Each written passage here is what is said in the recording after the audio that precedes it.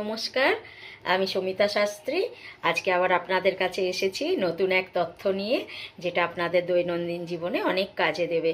এরকমই একটা তথ্য হচ্ছে যে যদি দেখা যায় যে কারোর হঠাৎ হঠাৎ করে অসুস্থ হয়ে পড়ছেন এবং ডাক্তার বদ্যিও দেখাচ্ছেন, কিন্তু তখনকার মতো সারছেন, আবার অসুস্থ হয়ে পড়ছেন, বা শরীর খুব উইক হয়ে যাচ্ছে, পারছেন না, আপনি চলতে হাঁটতে গেলেও শরীরটা উইক লাগছে, তাহলে আপনারা এটা করতে পারেন, মানে খুবই উপকারী।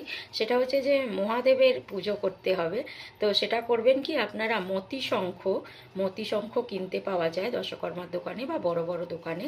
মতি শঙ্খের মধ্যে দুধ নেবেন আর গঙ্গা জল নেবেন। এবার দুধ আর গঙ্গা জলটা ভালো করে মিশ্রিত করে মহাদেবের শিবলিঙ্গের মাথায় বেলপাতার মসৃণ দিকটা দিয়ে তার উপর সেই জলটা ঢালবেন প্রত্যেক সোমবার।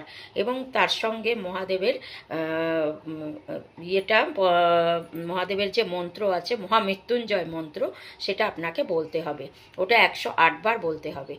আর এটা যদি আপনি করতে পারেন প্রত্যেক সপ্তাহে, তাহলে কিন্তু আপনি এই এই যে আপনার রোগটা হচ্ছে, এই যে ঝিমিয়ে পড়ছেন, এটা কিন্তু আপনার এমনি কোনো রোগ না, এটা আপনার হচ্ছে গ্রহের একটা প্রভাব পড়ছে আপনার ওপর। মানে গ্রহের প্রভাব বলতে খুবই দুর্বল হয়ে গেছে আপনার সেই গ্রহটা।